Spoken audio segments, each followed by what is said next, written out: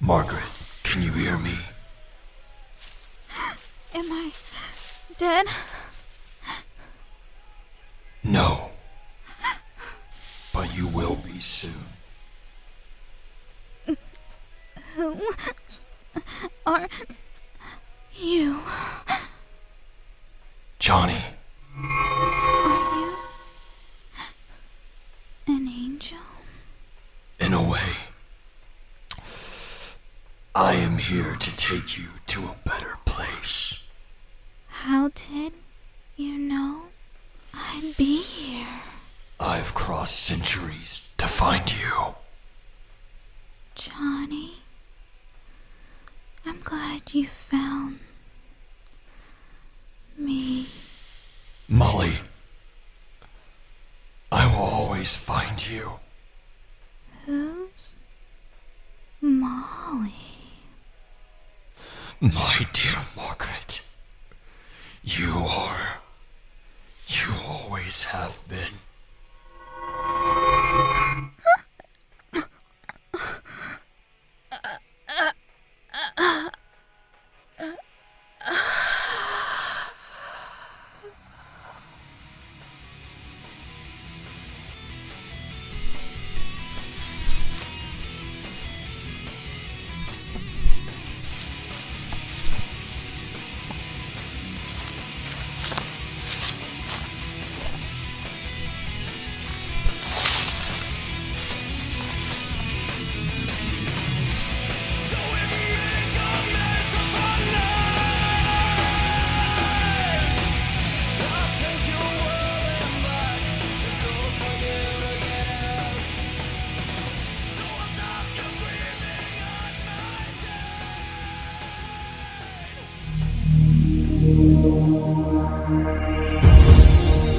Sirenicide is not the only threat in Morston.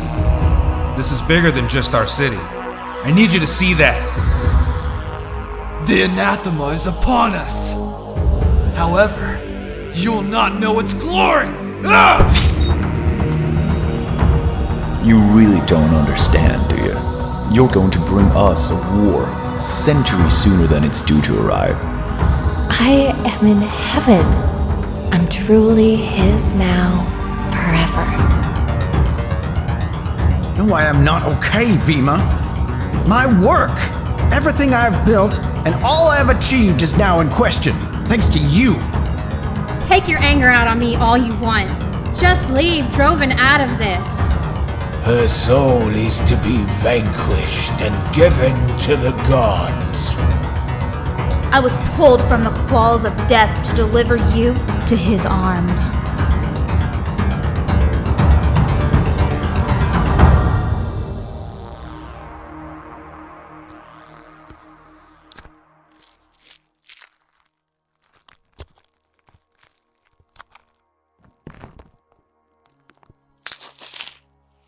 The method to this is very important. You must understand all the finite details in this process. For if you screw up here, this whole cadaver is wasted. Do you understand? This one is too decayed. I can't do what you do. You must be at harmony with the gift.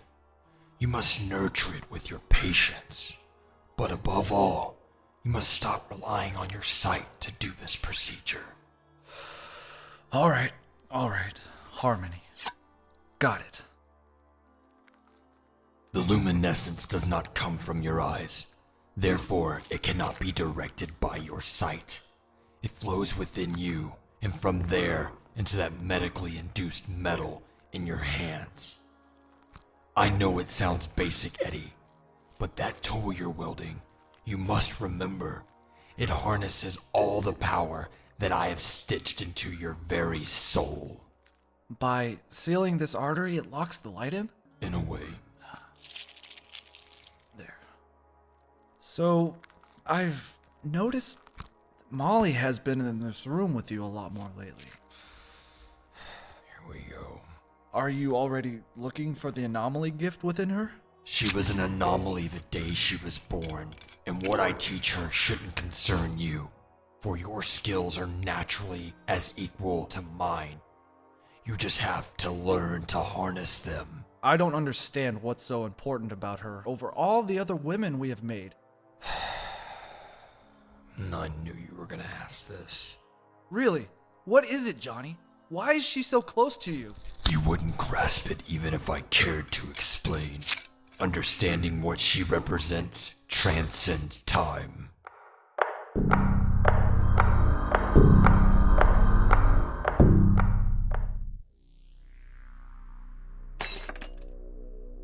Will the urge to eat return?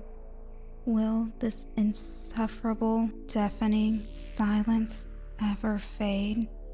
Will I ever grasp life like it once was? Ever again? What you're feeling is completely normal. The life as you once knew it will never return. However, if you long to feel alive again, you must open your heart to the gift I've laid within your soul. And how am I supposed to do that? Reflect your death state. I don't want to do that again. The pain, I can't take it. Don't underestimate your true form. It hurts, for you are, well, you were dead, and you will always be with death, in a way. Your day-to-day self will be easy to shred as your tortured soul breaks through. It's like a muscle, Molly. The more you work it, the stronger it becomes, and the easier it is. Okay.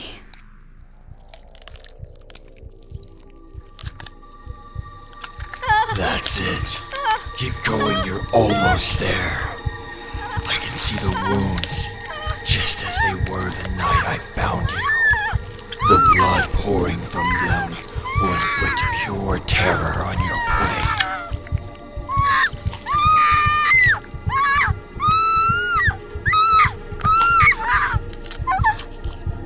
Molly, you want to feel alive, then you must kill. You must harvest. You must harvest for me. And there, you will find your peace. Now go forth to the docking bay.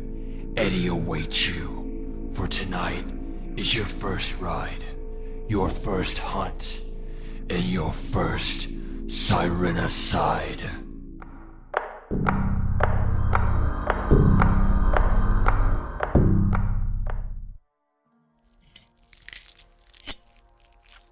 You will see, with time, she is gonna be as strong as us. Eddie, I need you to continue working with her. You've been doing great these last few years. I know you two don't always see eye to eye, but as a pair, y'all have brought in more bodies in the last decade than all of our other gatherers. I know, Johnny. She is far more advanced than the others that you have paired me with in the past. But what troubles me is that she still carries on this Margaret persona when it does nothing. Where her true power lies is within that tattered gown, her contorted face, those blood-curdling scars, and that crazy outstretched hand. Ugh.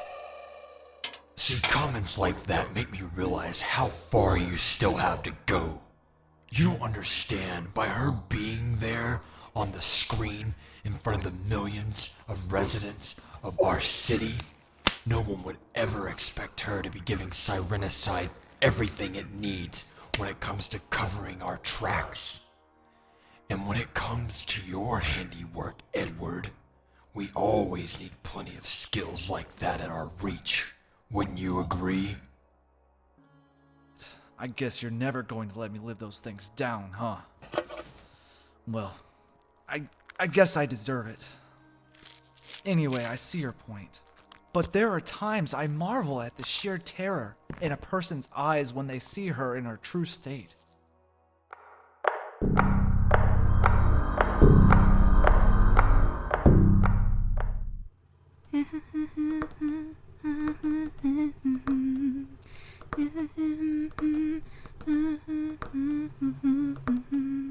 Do you got to keep doing that? It's fucking annoying. Yup. Gotta do something to pass the time. You really think this guy is gonna come by tonight? I mean, come on, Eddie. The chances that that truck is coming by on a Saturday night at this time are fucking 0 to none. Over 14 years with me and you still question my expertise? You know the difference between me and you? There are a lot of things I can think of. However, we don't have the time for a 5-hour list. Though, I'd say, going from this moment backwards, let's start with you're wrong and I'm right. We should have gotten here earlier. No, that's not it at all, actually. You're just some lucky little bitch who happened to die at the right moment. And I'm someone who was chosen. I'm sorry, let me make that a little simpler for you, so that your dead head can understand. This guy is partying, drinking, and if he is any type of normal American male, he is trying to get someone to take home. If he fails, then we should see him in about the next 10 minutes. If he succeeds, it will be at least another hour. But then we will get 2 for the price of 1. So sure of yourself. You're damn right I am. I know every inch of this city. Decade to decade, guys do the same shit with different toys. And bitches do the same tricks with those guys' dicks. But I'm sure you understand the last part better than me, right? Fuck you, Eddie. No thanks. I don't fuck corpses. So why don't you get your tattered, nasty-ass gown on and get out in the fucking street?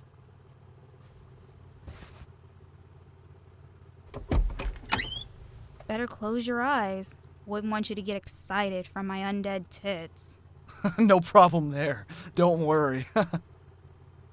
Just make sure when you get out in that street and see headlights coming your way, you do that crazy outstretched hand thing you work so well. Molly, all bullshit aside, good luck. Whatever, Eddie. Just have that mutilated pet of yours ready to go.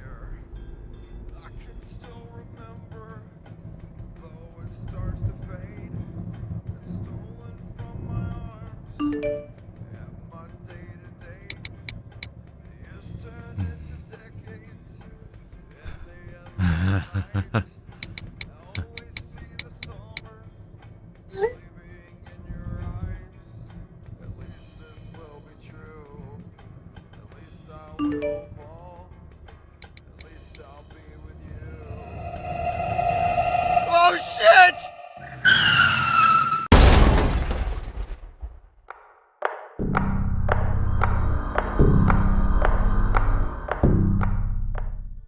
The last one. Come on.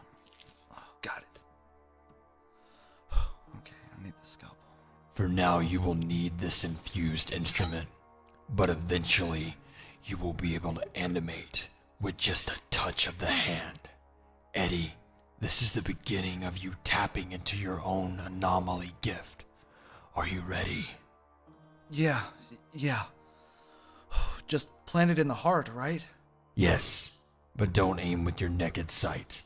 Remember, the acolytes don't even have eyes. Okay. Use your sight, not your eyes. You got this. Come on. You gotta use your sight. Use your sight.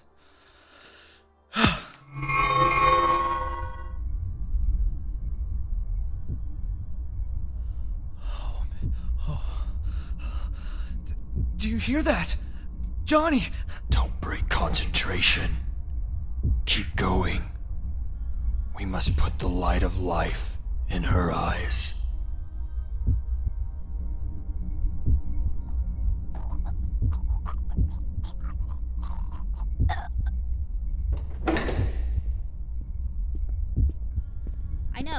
I know. You can lecture me on this later. I can see I'm disturbing y'all's light bright moment, but we have an issue. A big fucking issue. I don't care if the anathema itself is raining outside upon our door. We need silence. Right now, I just need you to be silent. Pull the scalpel out now. The nail is to your left. You must commence with the bludgeoning. I'm going to leave you to racing her on your own. Molly, go wait for me outside. Yes, Johnny.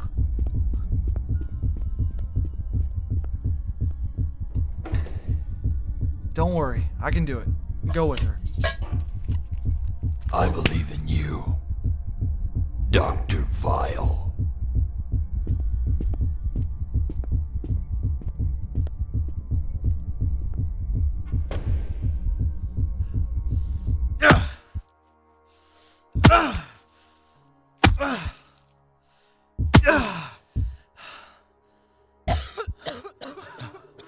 That's it, come on. Breathe. Breathe it in. Yes. I did it.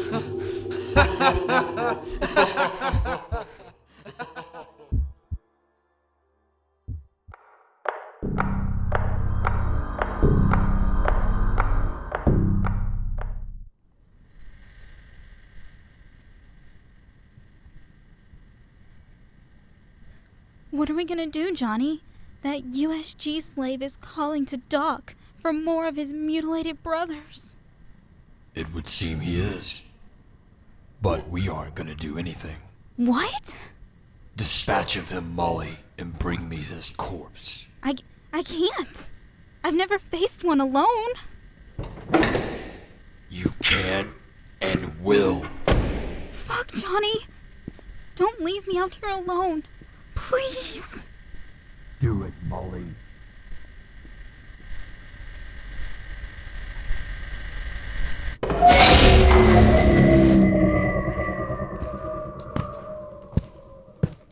Oh, fuck.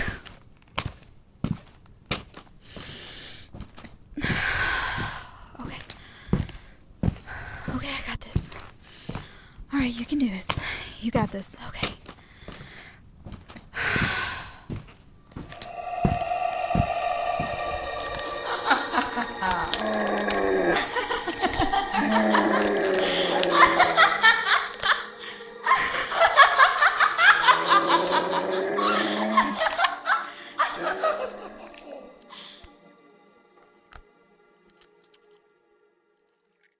All elements of Sirenicide are copyright 2017 Atrium Dynamics. Please visit sirenicide.com for more details.